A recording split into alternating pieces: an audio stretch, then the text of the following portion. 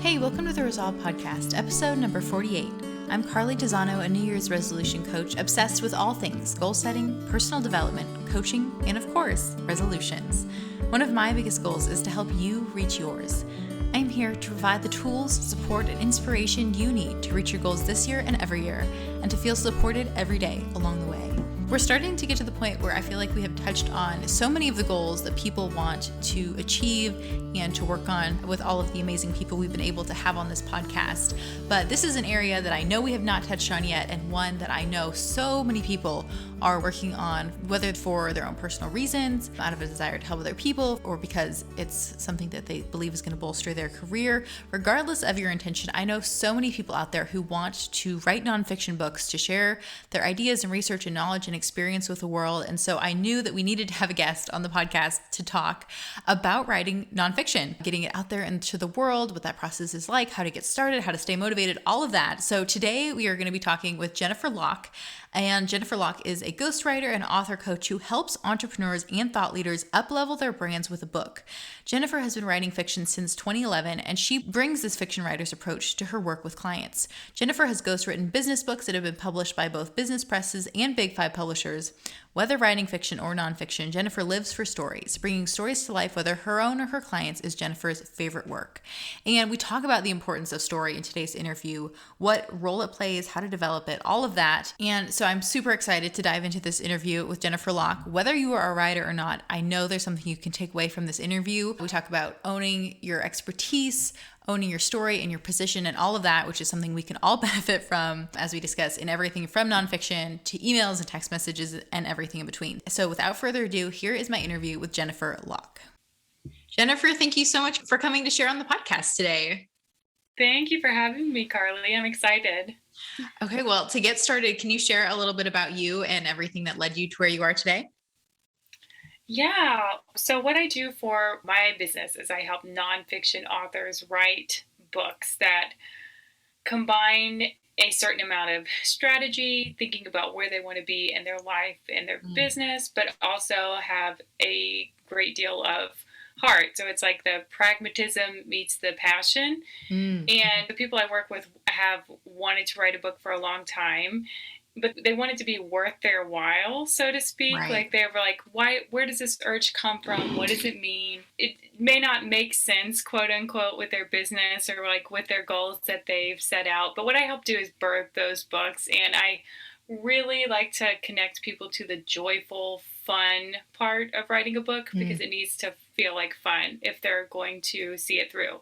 And it's possible to have that experience of the joy and the fun when you're writing a book and write a book that's going to be, quote unquote, strategically beneficial to whatever. I don't necessarily talking about it in such dry ways. There are obviously great benefits to your business that you can experience from writing a book, but it goes so much deeper than that into like sharing your message with a wide audience and people who can never meet you, and packaging your genius and your experience into this book that can reach a wide variety of people. So there's all these reasons to do it, and I help people get those books out, and it's super fun to help ideas that have been churning for a long time actually translate into a book that other people can read. So what led me to this, so I've been writing fiction for 11 years, and I began freelance writing in 2017. And I did a lot of random stuff in the beginning of my freelance writing journey. Lots of blog posts for like, I don't know, here's why you should put turmeric in your food, and like personal injury law, etc. All these random blog posts and stuff. And I ended up connecting with someone via a Twitter post.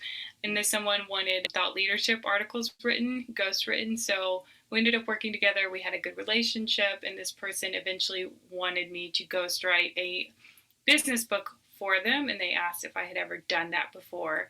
And I definitely had not, but I had written books before. So I figured that I could transfer the skills. And so that's kind of what set me up for what I'm doing today. I figured out there's more people who want help with this, and this is my highest value skill that I can kind of leverage and see what I can do with it. So that's how it got started. I love that. So what is it that causes these people who've had an idea in their head for so long about this book that they want to write? What do you see normally with your clients? What is the catalyst for them to decide, yes, I'm ready to write it now. I need your help. I want to get this book out there into the world. Yeah, it's like that point where you're just like the prospect of change or the prospect of doing something scary and making a big leap is more tolerable than the prospect of you reach that Not pain point where it's right. like staying where you are is more painful than taking the leap and venturing into the unknown. And I think people that I work with are at that point. You kind of have to be at that point, or maybe not. I don't want to speak in too broad terms, but especially for the first book when you have no clue how to do it and you've never done it before and the whole process is totally overwhelming and scary, there has to be a breaking point where you're like, well, that may be true, and also I want to see what this is all about. So they've reached this point, maybe they've seen like colleagues write books and be really well received, and they have that like sense of jealousy. That's not a bad thing.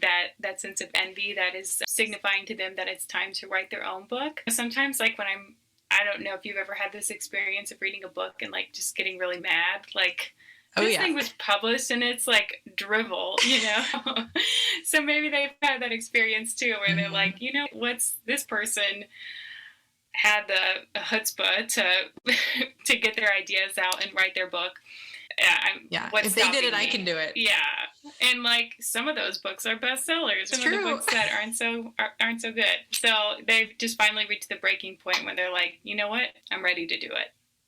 I like that way of looking at it too, because I think a lot of times, especially if we're a little nervous, we can be like, well, I'm just too afraid to do it. And that can feel like a really bad thing. But to acknowledge that maybe being afraid is part of the process and sitting with that and being okay with that. And even letting those ideas you have just percolate over that time.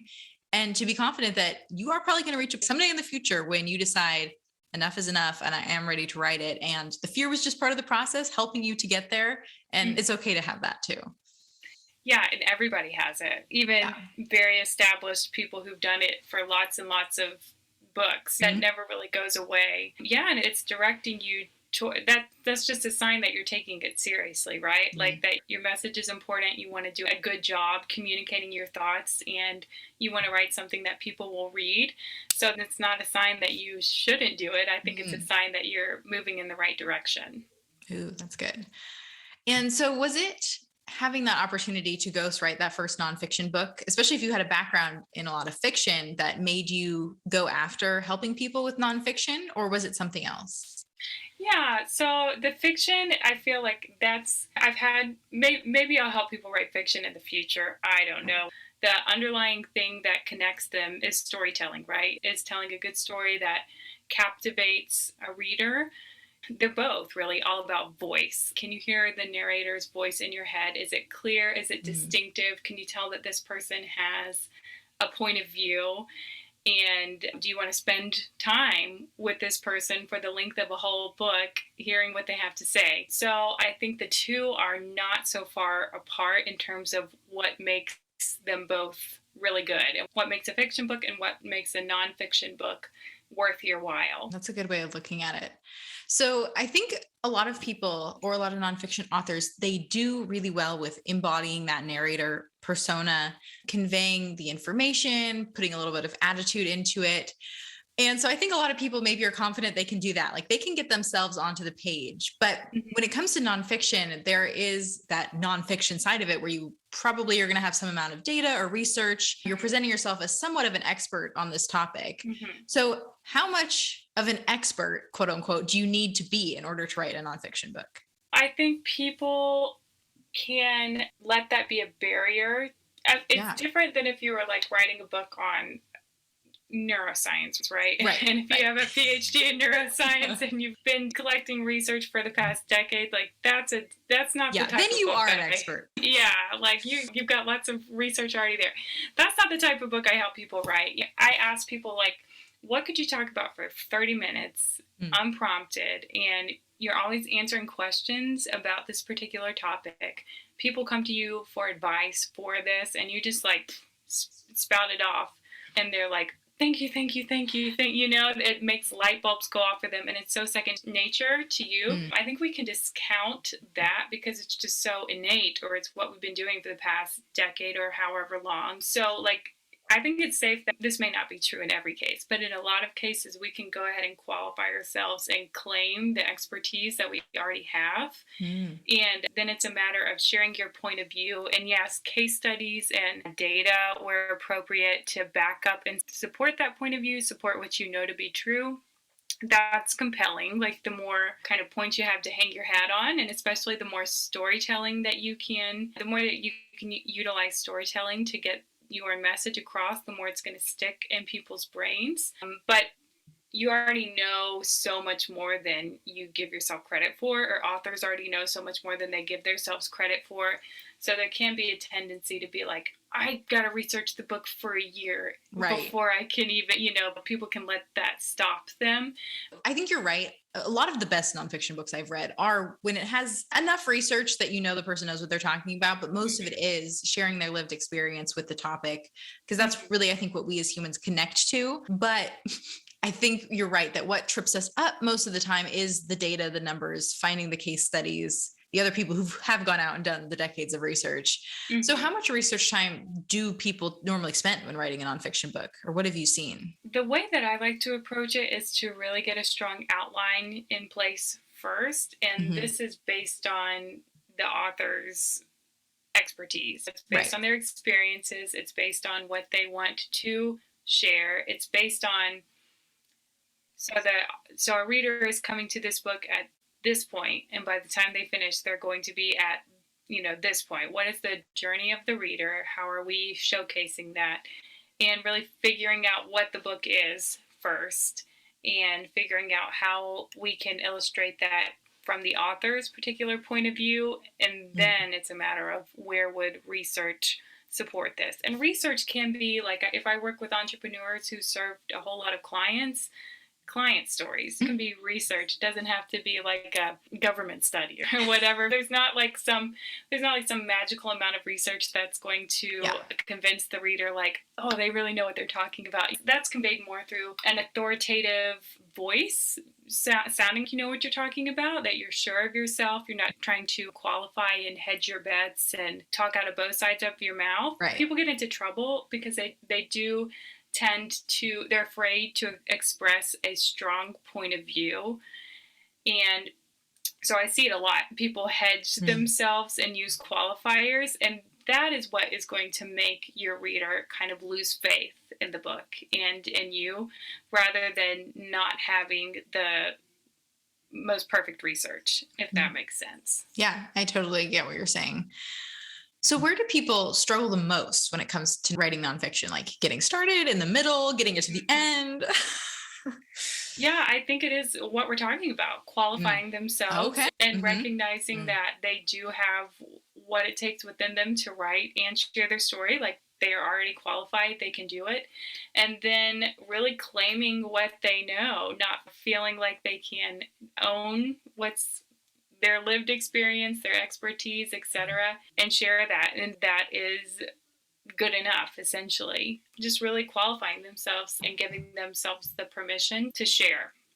And when they do that, they're helping people. So that's what I remind people of. It's not you being the expert, you being so special and a hotshot, etc.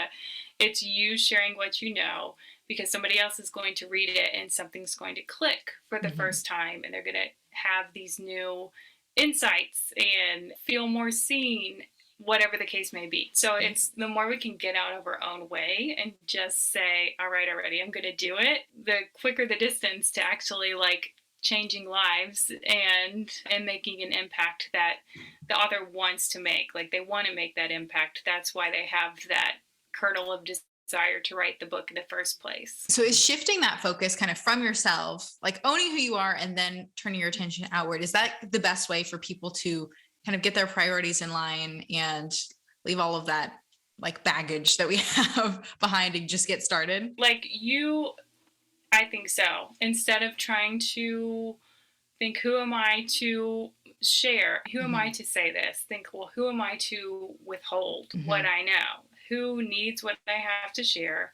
How can I pretend you're speaking to one person who needs this? And it could even be you, like 15 years ago. Yeah, and getting out of your own way and adopting that service mindset, I think can really be helpful in removing those blocks. Oh, I bet. So if you've done that, if you have something to say and you're ready to say it, you want to help people with what you know, how do you move from that to putting words on the page? How do you actually start?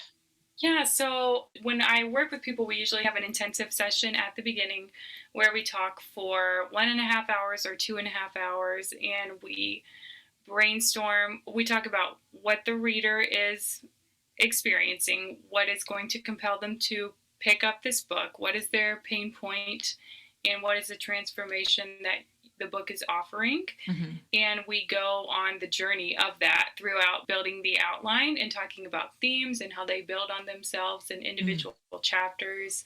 We talk about here's some potential ways to start your book, play around with them, see what feels fun. But we just generate a whole lot of ideas for what feels natural, what feels like in the person's voice, a natural way to start the book. I have a little like mini course that gives a lot of ideas for things like that as well. So basically what I did was I took my whole process for writing books and I divided it into 6 months, 183 days, I think. Wow. And there's an action item for each day of the 6 months. So that gives a lot of ideas in terms of, okay, open up a Google Doc, brainstorm all of your ideas, like very concrete, actionable things that people can do to get the juices flowing and kind of bust through some of those blocks that may have been inhibiting them from starting their books. Oh, that's great. I'll link to that in the show notes. Sure, yeah. So it's called Bookend 6. I just celebrated its 2-year birthday. I released it 2 years ago today. Yeah. So. Okay, that's so cool. Yeah. Uh-huh. So is that course something that would be good too for people who know they want to write a book but don't know what they want to write the book about? Or is this for people who have an idea? So most people have an idea. Okay. And they don't know what it is exactly. Right. And that is totally a normal place. Nobody ever comes to me with their idea fully formed. They have the rough shape of it, and we kind of like, it's like Michelangelo. What did he say? Like, he had this slab of marble, and I chipped away everything that wasn't the David or whatever. Yeah. I'm not going to say I'm Michelangelo. But if the shoe fits, no, I'm just kidding. But that's what we do. Like, we figure out what it's not in order to zero in on what it is. So, yeah, a lot of times people will come to me with one idea, and then the day before we meet, they're like, oh my gosh, I really think it should be about something else. And so we talk about, we don't have to fit it all in one book. We work on finding the idea with the most like passion and energy behind it. And that's the one to develop and add context to. Because you got to have that sense of fun if it's going to sustain you through the whole however many words of your book. So do you have any advice for people who are in that category where they don't have an idea quite yet, but they want to develop something? They know they want to write a book and be a published author, but they haven't had that strike of inspiration yet. Mm-hmm. Yeah, I would say make yourself available for it. Make yourself available for inspiration. And there's lots of ways to do that, like building writing habits, and it doesn't have to be anything super formal. I think that even the word writing habit can feel intimidating for people. Right. I'm a big fan of morning pages, and I talk about it a lot. I don't know if you've done those, but for people who don't know, it's basically you, first thing in the morning, you just write in your journal, and if you don't know what to write about, you write, I don't know what to write about, over and over again until something else comes. You can write like your laundry list, you can write whatever, but what ends up happening if you write 3 or so pages is that you get through like the litany of brain gunk that is like clogging you up, and then you start to make way for ideas to come through, and that just starts happening. If you do that enough, you'll be able to access some ideas that you didn't even know were there, or that you can get the chance to develop further. So I'm a big fan of that practice. If anybody wants to kind of build a writing habit and make themselves available for ideas. Yeah. Morning pages are really powerful. And I do want to kind of jump to the other end of the spectrum from like when you're just getting your idea to when you're actually putting it out in the world. So what advice do you have when it comes to publishing or advertising or sharing your book with the world once you've actually written it? Yeah. Well, so I focus on the manuscript writing itself, and I know a lot of people who are experts in the other areas, but something that you can do even when you're writing the book, it's never too early to start talking about your book and let people in on that you're doing it. Some people that works for it, and some people they can write the book in total isolation and still be stick to it, like still have the wherewithal to write it. So you have to know yourself and if that works for you and if it doesn't. But say you're like approaching the end of your book and you want to launch it in the next 3 or 6 months. You can be talking about it as often as you can. You are always going to be your book's best marketer. And it's also really like useful to normalize writing a book. Just let people know that you're doing it. I love that idea of normalizing it because I think so many people want to write a book. And I think by sharing it, whether like with your close friends and family or your larger community, and by spreading that message of you can do this, you do have something to say, just like I do, that could open the doors for other people to really follow in your footsteps or be inspired or motivated. And not only to support you then in writing your book, but maybe be inspired to do it themselves too. Yeah, because, a lot of people say that they want to do it. Like, yes. A lot of people say that they want to do it, but the percentage of people who actually do it is very small. So by you doing that, exactly, you're being that example to other people who have the desire. And I know you love the 4 tendencies, like I love the 4 tendencies. So there are some ideas kind of inherent in that framework of why some people might be more inclined to write books and others might be less inclined to. And there's also those structures for each tendency about how they could best write a book if someone in each type wanted to write a book. So what advice would you have for someone in each tendency who says, yes, I want to write a book and I'm ready to get going? Yeah, so I put this question out to my Instagram followers a few months ago, and they actually told me a lot of things that were really interesting and helpful. So I'll talk about the ones that I know, and then I'll lean on the answers that they gave me for the other ones. So I'm an upholder. So upholders are, okay, me too. I guessed, but I didn't want to assume. They're really good at just doing what they say they're going to do. They don't say it unless they're going to do it. So what works really well for me is word count goals. I'm like, okay, I'm going to write 500 words a day, and I'm going to take these days off.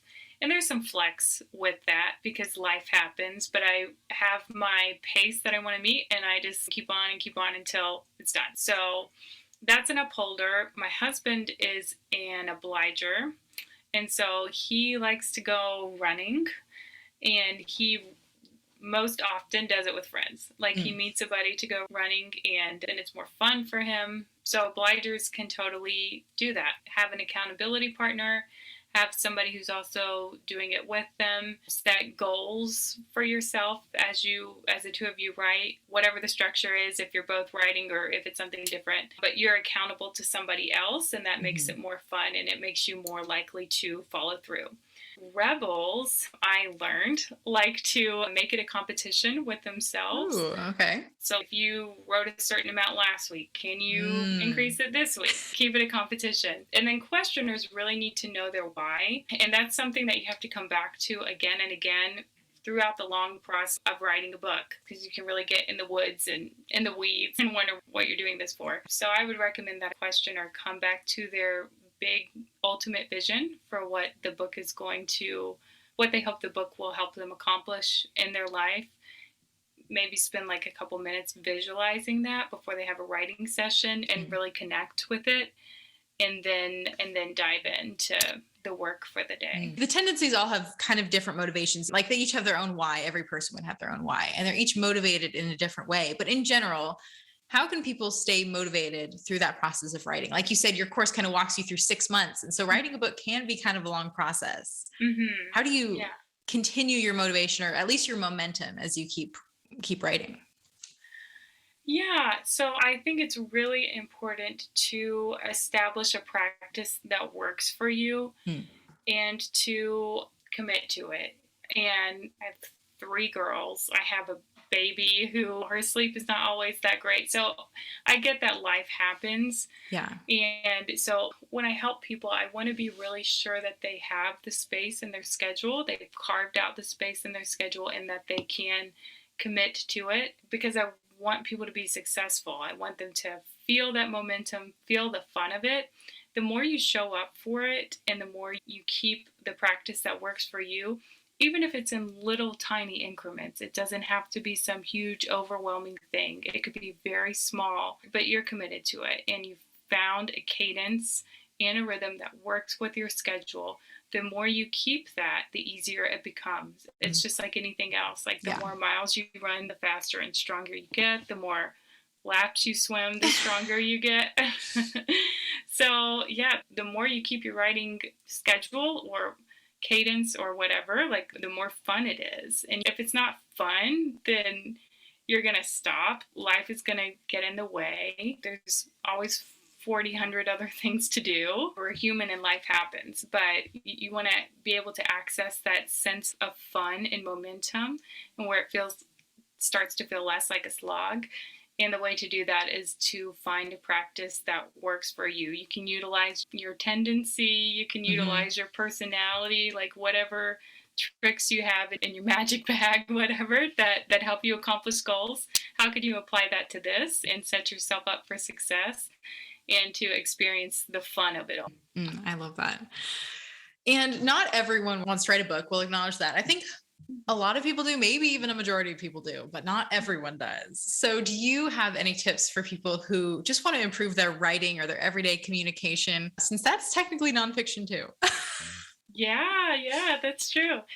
Something I always say is to get rid of just from your speech. Don't justify yourself. It's that whole thing where we're afraid to be direct, afraid to say what we mean. So like, just checking in. I wondered if you could. You said you would get this to me 12 weeks ago. Right. Just check it, or whatever. Wanting to, just being afraid to be direct. And that when we see people who are very direct, it can even come across as like aggressive sometimes, but it's not. It's just somebody like stating clearly what they mean. So yeah, not qualifying, getting rid of just wherever you can. And some of that same mindset work, it sounds like. Yeah. I think that's great, because it's so true that owning what we have to say, whether it's in the context of a published book or just the email you need to go send right now, that's been that reply in your inbox for 6 days and you need to get back to that person. Just owning what you have to say, because you are the expert either in your own life or this project you're working on, and that's okay. You can own that. Yeah. Or asking what you need to ask for. Right. Getting the help you need. Apologizing for it. Yeah. Absolutely.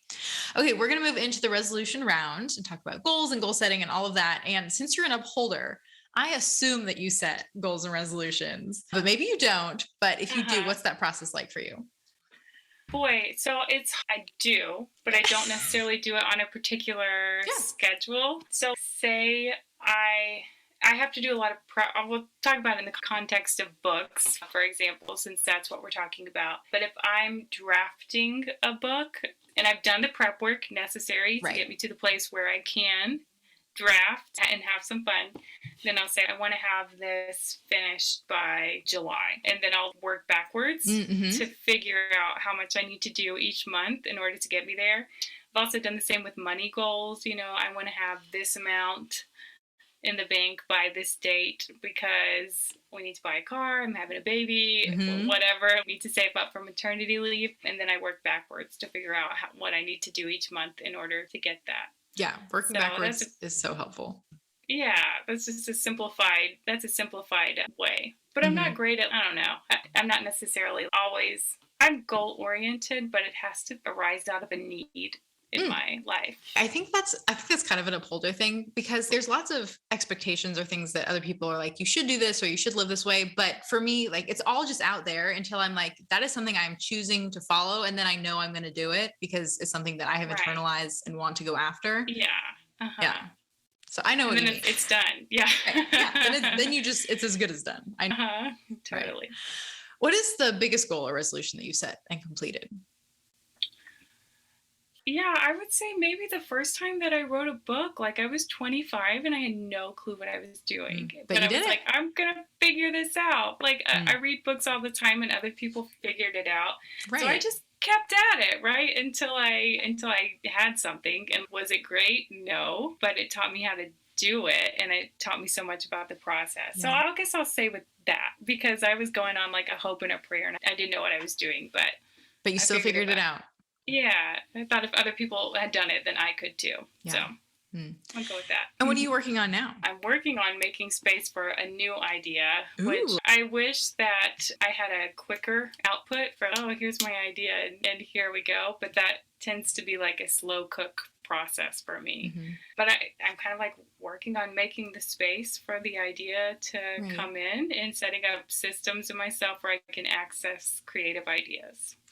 Well, and that's kind of like your clients, right? Like they're letting their book ideas percolate until they reach that point when they're ready to go after them. So you can really relate to them that way. I can, yeah, and it's painful. It's not so much fun to be in the waiting stage, but So I'm yeah, like, you can feel their pain. yeah.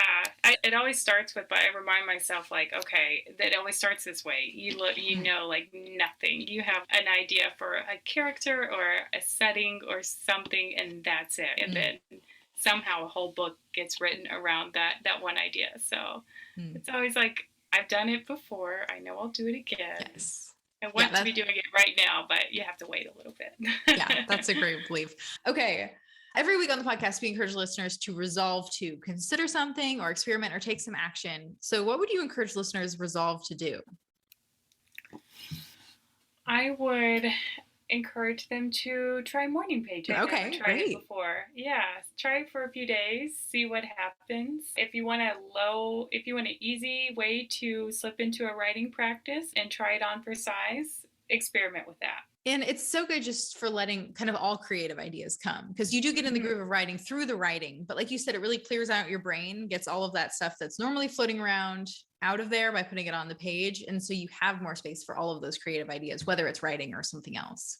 Yes, definitely. It's kind of amazing to look back at morning pages that I did 6 years ago and be like, that thing happened. Just like these things that helped me access what I wanted for my life and stuff that felt really out of reach at the time that has since happened. So yeah, it's totally a unique, worthwhile exercise, not just for the purpose of writing, for the purpose of living a more creative life. Okay. And then we have some confetti questions, which are just for fun so we can get to know you a little bit better.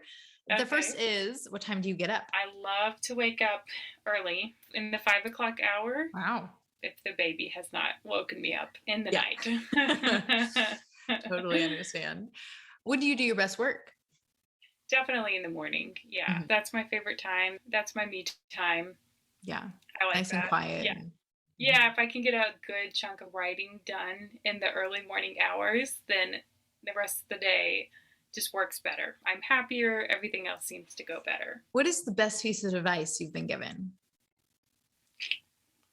I don't know if it's a piece of advice that someone gave me or something I just heard and have since internalized, but I really love you can't fail if you don't quit. Yeah, it's true. Everything is an experiment. Everything is play. We're not doing heart surgery, so nothing is life or death. Yeah. Try to have fun with it. Try to experiment with writing or business or whatever it may be, and you can't fail if you don't quit. It may have to change as you go along, but just keep going. Well, in one word at a time, you're going to write a book. Even if you wrote one word a day, eventually it will get done. Exactly. What do you do to rest? I read a lot. What's your favorite beverage? Coffee. Black coffee. Right. Okay. Perfect. Yeah. Favorite TV show? Okay. Favorite TV show. Never Have I Ever. Ooh. Have you ever watched that? It's Mindy Kaling wrote it. Oh, I haven't. I've heard about it though. It's good. I think the new season starts in August. And I just finished the second season of Hacks on HBO. I've heard good things about that one too. Okay. It was really good. The ending was excellent. So I'm not so big on TV, but we'll do like little 10 episode stuff as it comes out. I got into Ted Lasso like everybody else. I enjoyed that. Yeah. It's an all-time favorite. It's hard to answer. Right. But yeah. But yeah, it's fun to stay on top especially because it becomes such a part of the relevant cultural conversation. Yeah. Uh-huh. What book has had the greatest impact on your life? I will say The Artist Way. Okay. By Julie Cameron, which is, that's the book that, how often can I talk about morning pages in one interview? But that's the book that introduced me to morning pages. And then I also read a book a couple years after that was called The Energy of Money. And it was written in like the early 90s or something, but it's billed as The Artist Way, but for money. Ooh, okay. So those were both very mindset expanding books that I come back to when I need them. I love that. And it's two very different topics, but I can totally see how you could have the same approach to both. Yeah. Uh-huh. What book are you currently reading? So I just started, it's called All In, and it's an autobiography of Billie Jean King. Oh, okay. Yeah, I'm about 45 pages in, and I'm really enjoying it so far. Oh, she's pretty great. And what is a win that you're currently celebrating that we can toast with you? Well, I just swam a mile for the first time. Awesome. For the first time in 5 years the other day. So that was fun. I like to achieving a new old challenge kind of opens up like other portals to other things that you start to see other possibilities when you do that. So I did that the other day and that was fun. Yeah, congratulations. I'm getting back into swimming this year too. So I can relate to and vicariously enjoy that. Win with you. And where can people go to find out more information about you and your work and all the amazing things you're doing? Yeah, they can go to jenniferlockewrites.com, LOCKE. They can also find me on Instagram and LinkedIn. And if they wanted to check out that little mini course I mentioned, that's Book in 6, Book INSIX, as in 6 months, Book in 6 at jenniferlockwrites.com. Perfect. That's so cool. Well, Jennifer, thank you so much for coming to share about writing and writing books and writing nonfiction on the podcast today. And so many great helpful mindset tips for all of us, regardless of whether we're writing nonfiction or not. It's been so helpful. And I've just loved having you on to come and share about all of that. Thank you, Carly. This has been a lot of fun. Thanks so much for having me. And that's a wrap on my interview with Jennifer Locke. I hope that you will take something very powerful away from this interview today. Jennifer made so many great points. We talked about so many important mindset shifts that are vital, not only when you're writing a book, but I think just living our everyday life, especially as we strive to grow and pursue new things and share our ideas with the world and make a difference. And so many of us, I know, want to help other people, especially if they're a couple steps behind us on their journey. And we can do that, whether through our own personal relationship with them, or we can help even more people by sharing our experiences through a written book. It was so fun to see so many aspects of my own experience writing my book over the last couple years reflected in this interview today. I'll be talking about that on the podcast before too long when my book is released. So stay tuned for that. But in the meantime, I encourage you to embrace everything that Jennifer had to share, whether you are experimenting with morning pages for the first time, whether you are going to go take the 4 Tendencies quiz because you're not entirely sure what we were talking about in that segment of this interview, or you are ready to start making a writing schedule for getting those words on paper so you can get your book and ideas out there. I am so excited for you, and I hope to read your words in the world sometime soon.